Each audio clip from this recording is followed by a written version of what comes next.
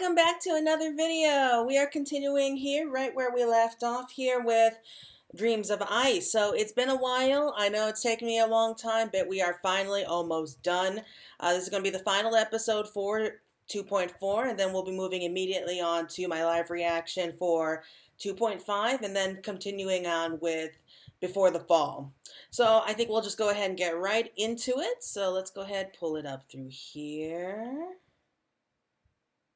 There it is. Okay, so here we are back outside the falling snows. I believe that it's going to be called later on.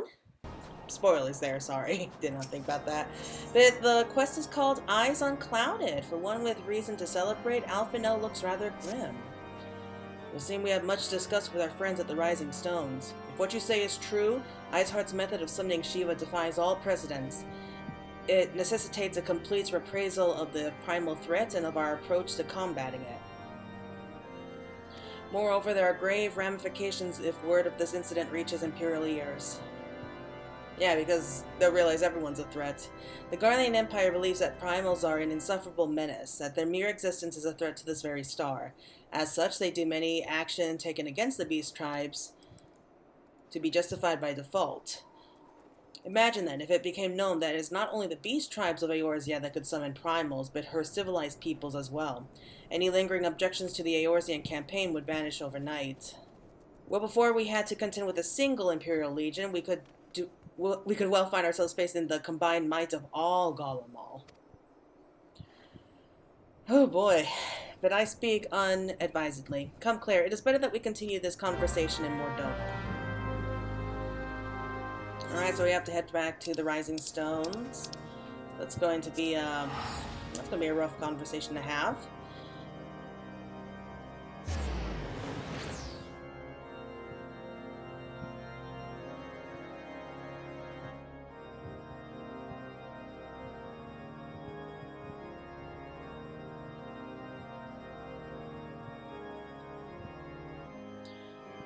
Okay, so Shiva's taken care of, and yes, there's going to be one more trial in 2.5 that we're going to be able to take care of. That'll be the Steps of Faith. And then after that, I think it's just mostly the storyline. What happens next in the next patch? Oh, the Keeper of the Lake, that's right, the Keeper of the Lake, that's in the next patch. And mostly storyline. I know that the Before the Fall cutscenes, like the final cutscenes, are going to be pretty long, so I'm looking forward to that. But here we are back in the Rising Stones. Everything looks calm. True, young leaders can be more amenable to new ideas. Then again, their lack of experience and influence can hinder their ability to enact reforms. I do not fault Sir Emmerich for being less than forthcoming with his beliefs. Not even the Highborn are beyond the reach of the Inquisition. Oh, okay. So those two are having a conversation. There's little fortune and far less fame in being a receptionist, but one must be realistic. Also, it seemed I was grossly misinformed regarding the average earnings of a street performer. Yeah, your talents are better suited elsewhere. Oh, forgive me, Claire. I thought I prepared enough meals for everyone, but the others were most hungry. Oh, really? Our stocks of wine have nearly run dry. That Charlene scholar is drinking us out of house and home. Oh, Moonbrita. Okay, that makes sense. Trying to tumble a table now, are we? Don't give up yet, boy. Yida, line him up. She's great. I can forgive Moonbrita for that. Oh, look at that grid. Hey, I just gotta say, you're a pretty... Hey. Yeah, alright. Oh, poor guy. And he's from Limsa, too. What you two do is your own business. Don't say I didn't warn you. Oh, I'm sorry, it's just funny. A sip before practice, a sip after practice, and all too often a sip during practice. I do believe Moonbrita's having quite the bad influence on you. Calm yourself, Galtanet. It's just a little sip after practice clears out the cobweb snow end. Yeah, I think he has every reason to be concerned, Horty. Oh well, let's go speak with Menphilia, so that should be the next cutscene.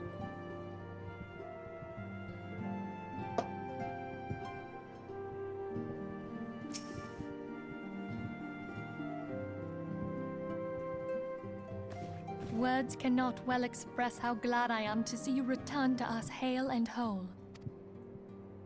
Needless to say, I am most eager to hear your account of that which occurred in Curthis, assuming you're ready to speak of it. Excellent. I shall summon the others at once.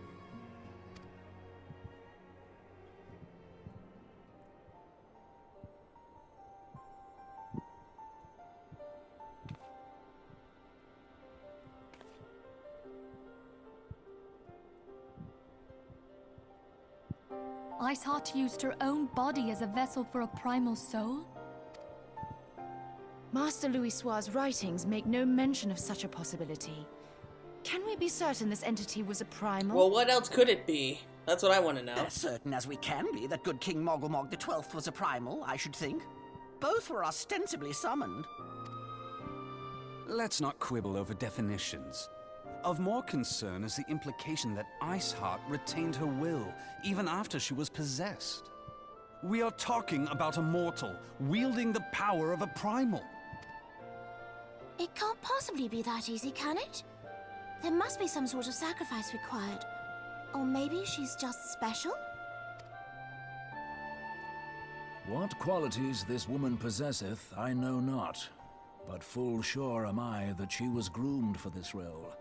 Few are privy to the secrets of summoning, and but a single party standeth to profit from their dissemination. Well, I wouldn't presume to comment on how the lass came to know about summoning, but I will say that what she summoned was a primal. The readings were the same, or near as damn it. Strange as it all sounds, it's really no different from what you've faced before. Then mayhap it is time that we re-examined our previous encounters. Oh, pack your things, Ida. We're going back to Gridania. Yes, sir.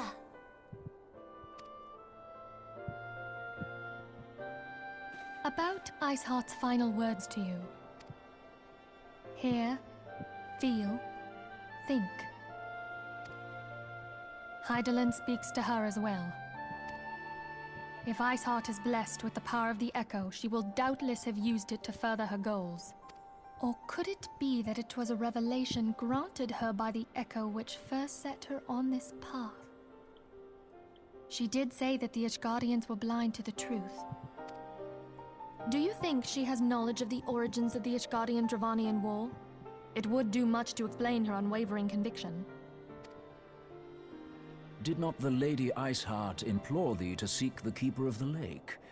And did she not imply that in so doing thou wouldst come to see with eyes Yeah, I don't see how them going back to the city-states is really going to teach them anything. I mean, yeah, in theory I understand. I mean, what else could they possibly learn there? Especially since there are no primals right now. I mean, they could go ahead and do research, I guess, but I really don't think there's any kind of research that's going to tell them more about what's going on or about what to do here.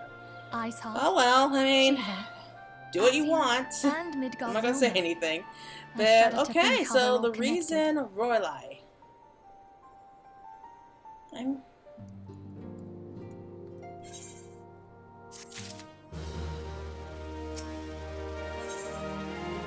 the video we'll discuss how best to proceed in light of recent events. I mean, to scour the annals for knowledge of Midgardsormr, given his great age, I dare say he appears in more than a few.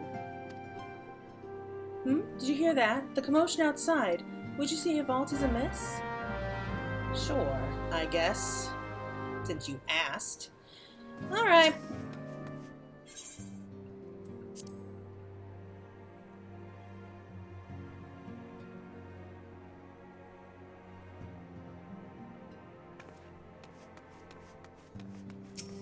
Okay.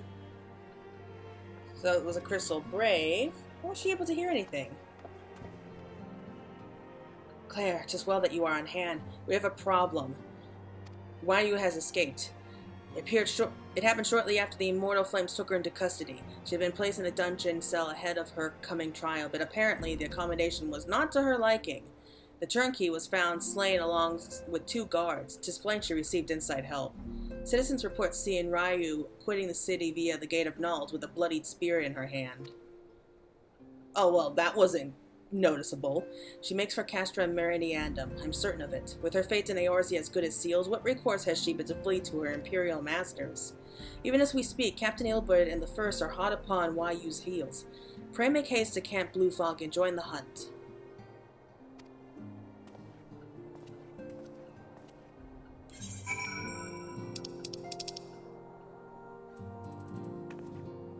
Well, okay, I mean, not the most subtle of escapes. I mean, you think she would have, like, grabbed a cloak or a hood or something just to cover her face and then, like, head for the hills, like, when it was nightfall or something. I mean, personally, that's what I would have done. Then again, I probably wouldn't have been dumb enough to be a spy. Like, it almost never ends well for being a spy, and, oh, we don't need to go far. Thanks for coming, Scion. I've spoken with the soldiers here. They say that Yu walked through the camp, not a Belladon. Aye, she walked right through. You did not mishear. We have Ralbon's decision to keep the matter secret to thank for that. Bad for morale, he said. As a result, not a single flame in the garrison made any attempt to detain her, and so here we are. Yu must not be allowed to reach Castra Meridiandum.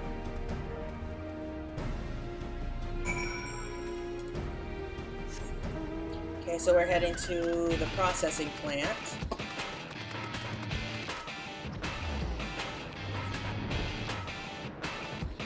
I almost forgot for a second I could fly. Okay, so not too far off. That's what I like about Northern Thanaland. It's pretty small compared to like the rest of it. Okay, so just outside the processing plant.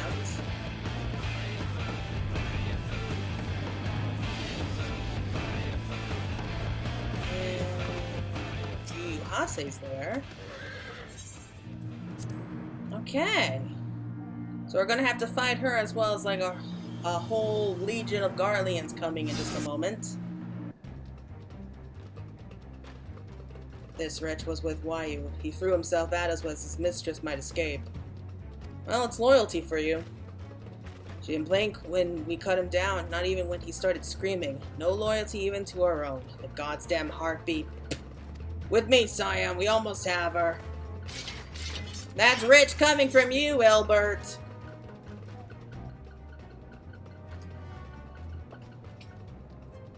Sorry, I had a fan on. It was making noise. It was driving me nuts.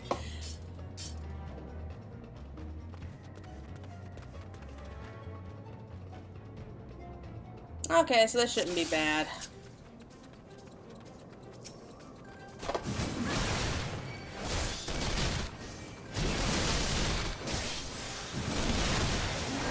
Not take me so easily this time. I want Yu alive. Kill the rest. For Eorzea!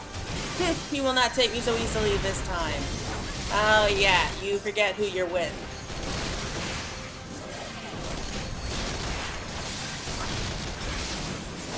I vaguely remember this fight. I don't remember all of it. Enemy reinforcements! Look sharp, men! Show them no quarter. Wow, they just keep coming.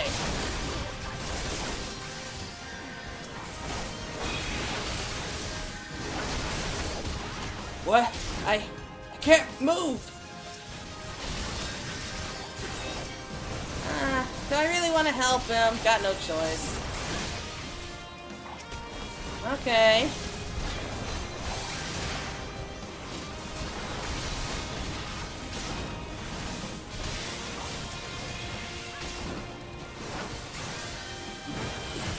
More reinforcements? They really aren't paying me enough. What's with you and money? Fools, you cannot stand against the Empire. They have healers! Kill them first! Oh, there's one right there. I more than earned my coin already. Why? Did you just run away, Yu Hase? Wouldn't surprise me if you did, but...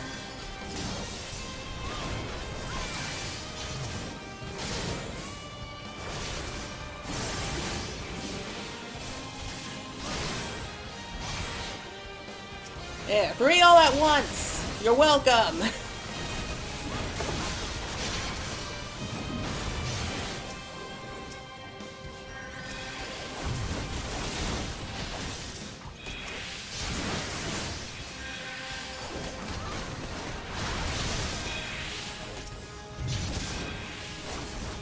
Okay, you guys handle the robot. We'll take care of why you here.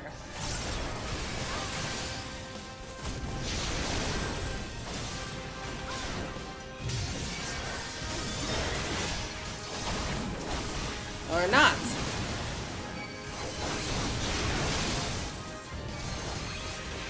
Forgive us our lateness. Yugiri! Oh, we got some Domin Ninja also as well. We're in your debt.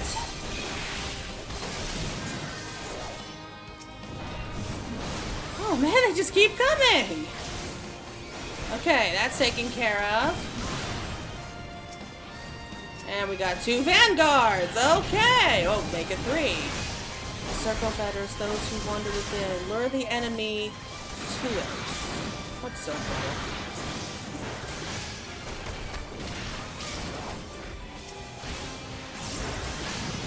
Oh! I get it.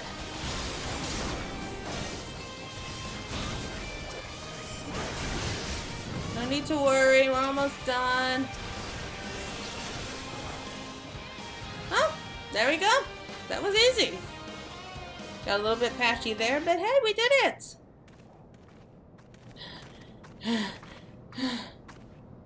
Bind her and do it tight! Yes, sir.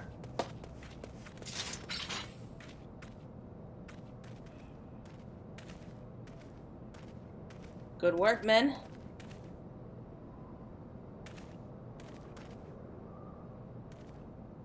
She and her Imperial cronies pushed us close, but we were better. Behold, a respected officer of the Immortal Flames. People looked up to you as one of the Order's founding members, one of its pillars. It saddens me to see you fallen so low. What would you know of low? You, a spoiled little lordling who has never known any want. I'll give her that. People such as you take wealth and birth for granted. You think it was your God's-given right to rule over others. You know not of our plight, the injustice that we low-born-ish guardians must endure. To the noble lords and ladies, we are not people, but resources to be consumed. Again, I cannot argue with that. I did what I had to survive. Stealing, killing, even whoring myself. It is no fault of mine if fools imagined me a paragon when I joined the flames. Well, you certainly weren't hiding it. Hear you tell it, one would think you the only person ever to have suffered.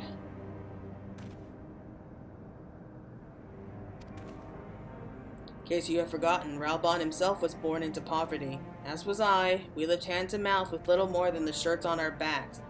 Hunger was our constant companion.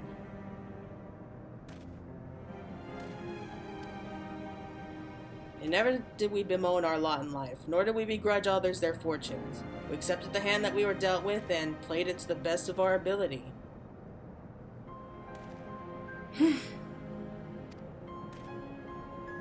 Life was a battle, aye, but no matter what fate threw at us, we took it on the chin and came back for more. Everything we have, we fought for.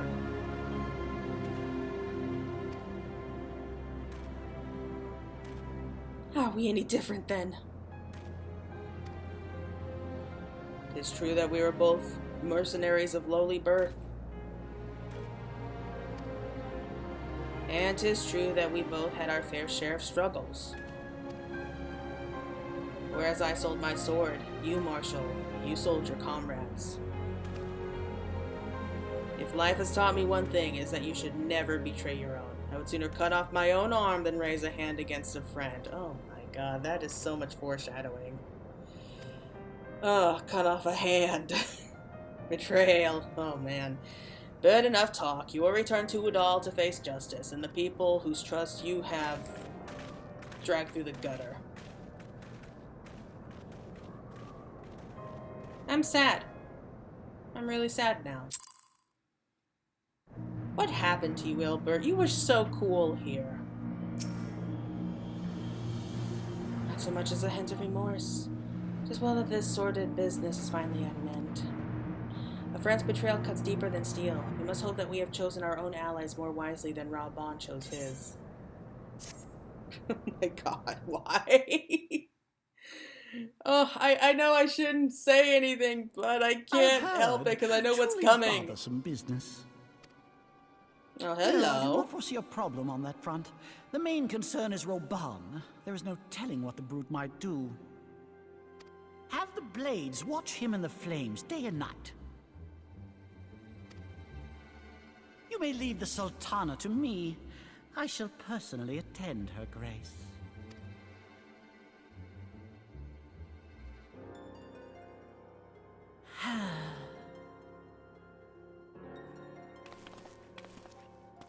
Sever one of the East Aldenard trade routes. That ought to keep Lolorito occupied for a while.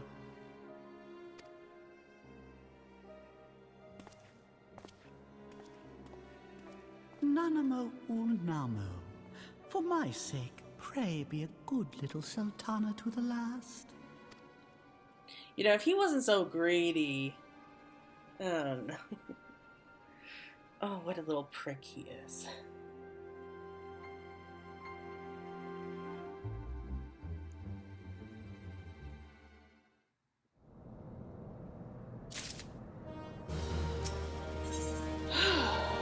Let us cling together. Alphino would ask another favor of you.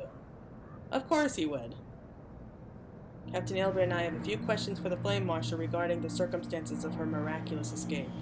When we have completed our interrogation, we shall take our findings directly to General Reborn, and that shall be the end of it. Your work here is done, my friend. My thanks. But I have one last task for you. Return to the Rising Stones and apprise Menphilia of all that has happened. I'm aware that the antecedents held Wayu in high regard. For better or for worse, she will want to know how this tale ends. I mean, does she really want to know? Alright, heading back.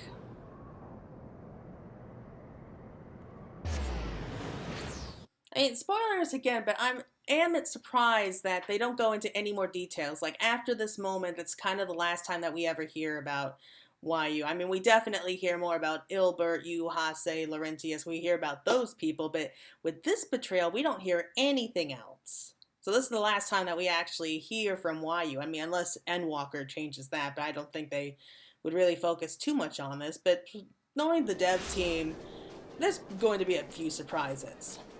Oh well, let's just head back in. I'm sorry, I can't help it. It's just, I love seeing the mounds, the polar bear mounds. They're so cute. I don't know, I love bears in general. I gotta see the bear, like, I'm not sure what kind of bear you have, but I think a bear is like my spirit animal. That or a honey badger. I mean, they seem similar. They're both vicious when they want to be. But let's speak with Menphilia. We're back.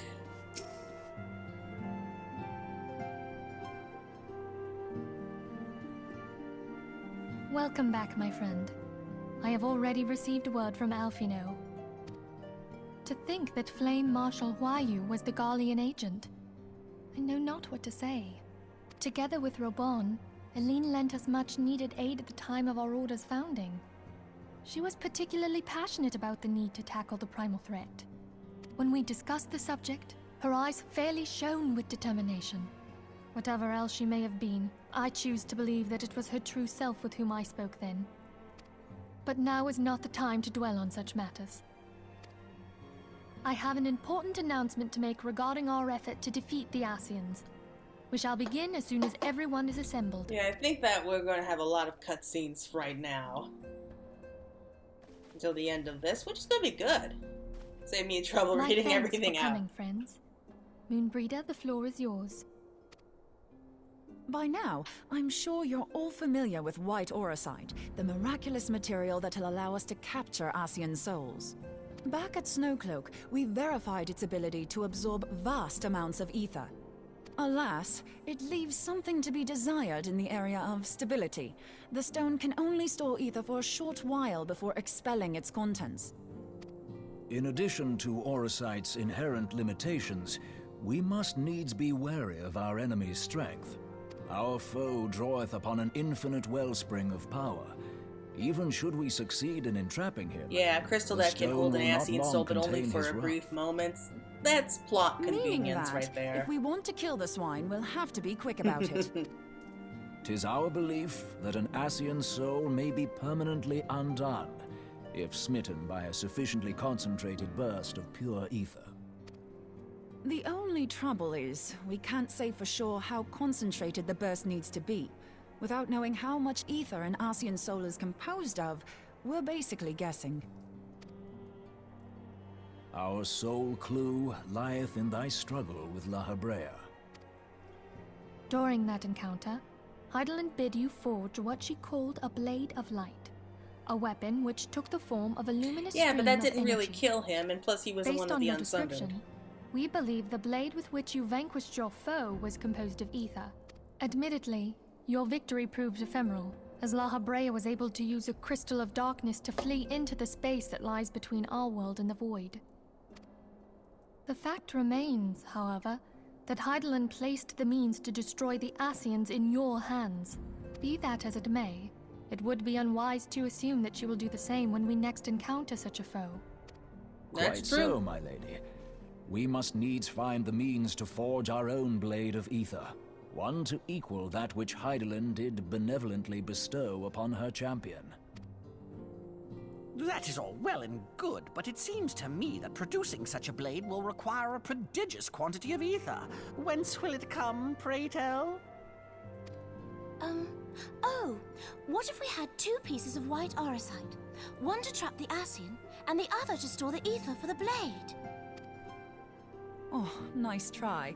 But it's as I said, the stone won't hold ether for any length of time. We'd still need to collect the stuff there and then, sorry to say. And Once therein more, lies the plot rub. convenience or Finding a way to inconvenience. create the blade whenever and wherever we choose. Twould seem more research is in order. I'm going to linger a while, perform a few more tests on the orosite. And I could do with some help.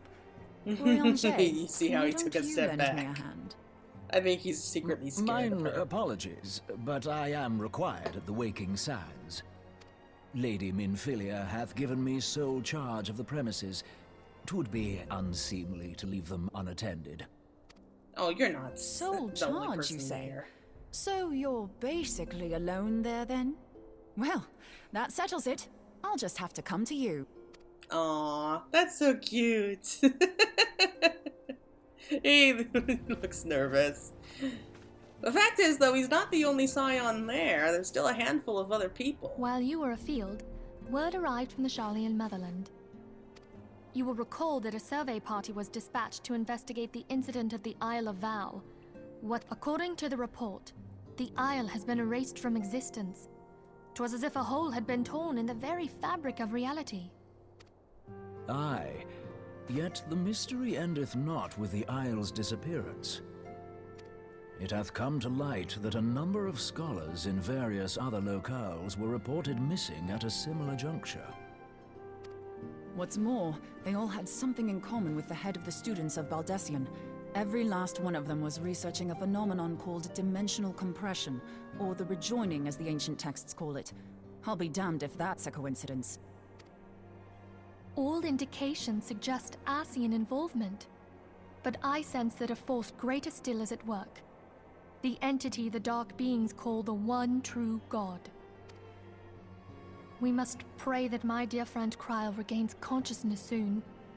If she bore witness to the Isle of Val's final moments, she may be able to shed some light on this mystery. She did survive, but not really that much information. It's not until Eureka that we really find out, like, the whole story about what happened with the Isle of Val. I do hope that they mention that in Endwalker, too.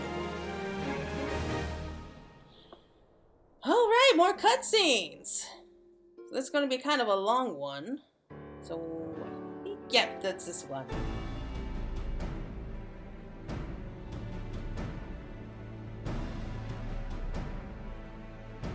Following the calamity, the forces of the 14th Imperial Legion entrenched themselves in strategic locations across Eorzea.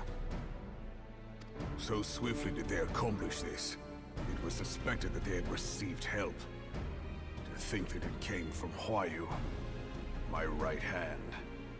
Huayu is not how it looks like how it's spelled. We have reason to believe that Huayu didn't deal exclusively with the 14th. She also answered to a higher authority in Garlemald. But this higher authority could not have been the Emperor. By consenting to the Media Project, Solus Zos Galvus showed himself to be more concerned about preventing the spread of primal influence than claiming Eorzea for the Empire. He would happily have seen the lot reduced to ash. We believe a number of high-ranking figures within the royal household were against the decision, but that they knew better than to oppose the Emperor openly. Of course, this didn't prevent them from making clandestine provisions, in which Huayu played a part. You wanna know what I hear? Blah blah Alas, politics. These provisions did not prevent Dalamud from falling, and the ensuing chaos changed the face of the realm forever. Yet Eorzea survived. To all intents and purposes, the Meteor Project had failed, and the Empire was left to rue its lack of a decisive means to eliminate the primals. Until, that is, it stumbled upon the Ultima weapon. Even before the accursed thing was dug up, it seemed to me the 14th had the might to overwhelm our weakened armies. Yet they chose to hide behind their walls. Why? The Black Wolf was wary of making the denizens of Eorzea desperate, lest more primals emerged to bleed the land. The discovery of the Ultima weapon, however, emboldened him to resume his war of conquest in earnest. But there was one in Garlemald who believed that Van Belsar's actions were premature. One who stood higher in the Imperial Army's chain of command. He ordered the Legatus to halt his advance, only to find that the Black Wolf had slipped its leash, and that the 14th now acted alone. Oh man. In a bid to bring This is a Van nasty Belsar shot. to heel, he used the agent he had planted in Ul'dah prior to the calamity Really? to undermine the Legion's efforts. Is that really true? Like, so somebody in Garlemald wanted him to fail. It opposed the late Emperor's decision to annihilate Eorzea. This could only be the former High Legatus of the Garlean army, now known as Emperor Voris Zos Galvus. It's a shame. I think he would have made an awesome ally if he wasn't such a jerk. But one of several in actual fact. We've learned that even as Huayu served the Empire's interests, she sold Imperial secrets to a certain faction in Eorzea. Well, she certainly knows how to get around. In so doing, she helped to maintain the status quo, thus prolonging the conflict. Considering who stands to profit from war, it isn't hard Well, to that's what they imagine say. who her War other masters breeds were. industry. 7 hells! You mean to say that she was a double agent? Triple, if you consider her services to Van Belsar and the new Emperor as separate. Wow. She does not make good As friends, neatly does as she? these pieces seem to fit, one aspect of the puzzle remains unclear to me. By whose will was the Marshal feeding intelligence to the heretics? And try as I might, I fail to see how aiding their cause would profit either her Imperial or Monetarist Yeah, we masters. never learn the secrets of that, do Could we? it be that another hand is at work here? If so, Huayu must be made to reveal whose it is. I don't think she had anything to do with it, because we never heard her about it again. Not only have I lost a trusted friend, now I must interrogate her as a stranger. Not a pleasant task, I grant you, but a necessary one.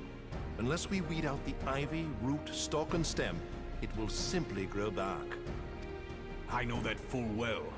Those closest to Huayu have already been detained, and I will question them alongside her. General, pray keep in mind that there may be unwitting abettors among them. Well, at least he's thinking All will about be them. treated fairly. On that you have my word. Those who are innocent have no cause to fear. Yeah, I don't think we need to worry about that. Raoul's a good man. You have ever been a friend of truth, General. I hope the unpleasant task of weeding out falsehood will not detain you too long.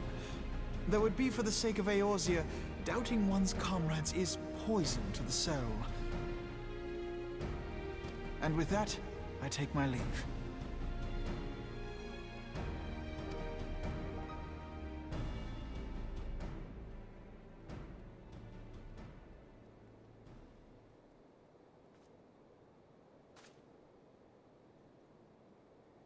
All these years, I've been made to This dance is gonna be a good one. This is a good scene. How could you, Wayu? How could you side with them? Those cankers who take from this land and give naught in return, who use their power to disempower and grow fat while the people starve. I know you can hear me, monitorous scum. Your crimes will not go unpunished. Damn, purge this land of your sickness before the eyes of the 12. I swear it.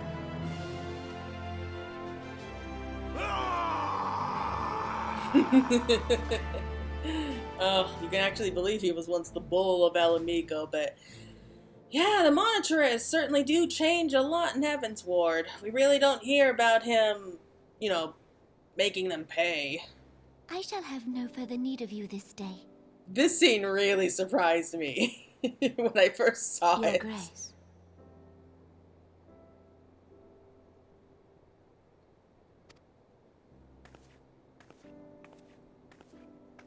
I mean, it's a good scene, but I was not expecting those two to be there. I fear that not even mine own chambers shall remain private for long. Has the situation grown so grim?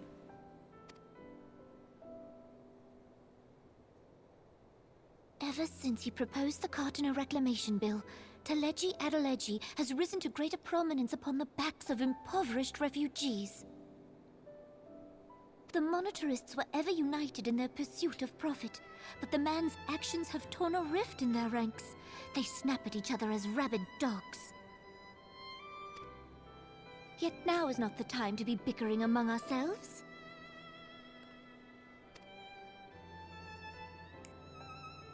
If this bickering is a threat to law and order, might you not have grounds to dissolve the syndicate? Yeah, if only it was that easy. Would that That would probably save us a lot of trouble. Admiral. Alas, my moving to dissolve the syndicate is certain to spark outrage among the influential merchant class, whom the Cabal represents. This would serve to exacerbate the current unrest, and peace would slip still further away. Be they rich or poor, natives or refugees, all who reside in Ul'dah have a right to pursue happiness. It is the duty of a ruler to protect this right. If I am to perform my duty, I must needs tread warily. It would not do to make enemies heedlessly. I got so much to say to that. Were Lord Lolorito here, he would doubtless say that I have my head in the clouds. A ruler is required to take a wide view. Try as we might to cater to all needs, some will inevitably be overlooked. As such, there shall ever be citizens who feel aggrieved. It cannot be helped. But especially as you have since no one can informed agree us, on each other. The Monitorists take no view but their own. They hunger for power while the masses starve. In the absence of a common cause, it seems beyond any one individual to make Ul'dah whole. And the presence of a Garlean agent within the immortal flames only makes matters worse. Even accounting for Ul'dah's historic reliance upon mercenaries, such a grievous breach of security is unprecedented. I fear this business will provide the Monitorists with a rod to beat Rauban. That's a good way to put it. Eorzea can ill afford for the immortal flames to be dampened now. Ere long, the Garleans will turn their ravenous gaze toward our lands once more. If we are to resist their might, our nations must stand together. Yet for this to happen, our nations must be whole. Cannot be done to improve the situation in Ul'dah.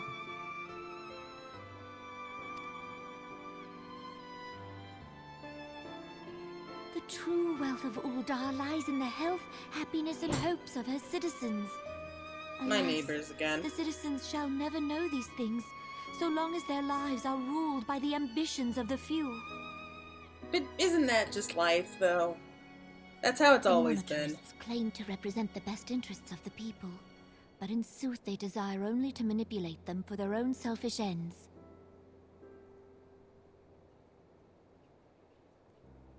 For the government to serve the people, it must be formed of the people. And what was that you were saying about treading cautiously? To move forward, it is not only the Syndicate that must be dissolved.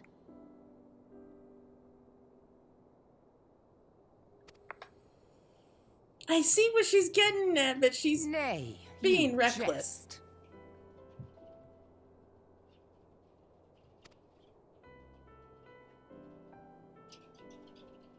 My friends, it was for no other reason than to make known to you mine intent that I requested your presence here.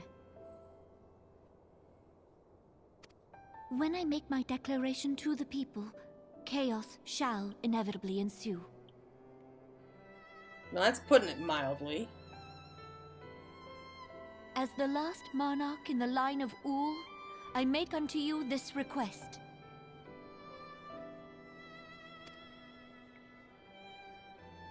Help Reborn to preserve order and protect the people. Forsake them, and you forsake yourselves. For a strong Eorzea will ever have need of a strong Ul'dah.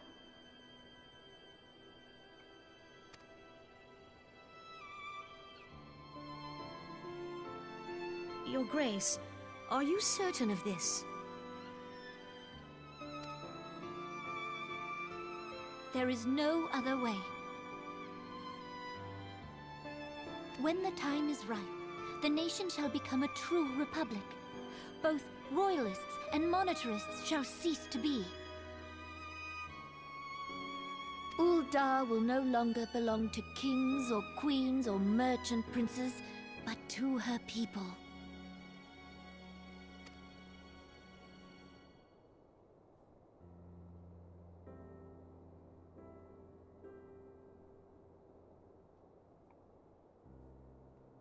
Reborn, forgive me for casting aside all that you have toiled for in my name. Beyond this gesture, I am powerless to help my subjects. She doesn't give herself enough credit. I really think she could do more. It's just, the problem is that she was forced to become the Sultana when she was still just a really, really young kid. So she was very naive, like, especially when she was younger. But yeah, I think that's a good place to end it. So that's the end of Dreams of Ice. Thank you all so much for watching. I hope that you had a great time. I know that I did. It was fun re-watching all of that.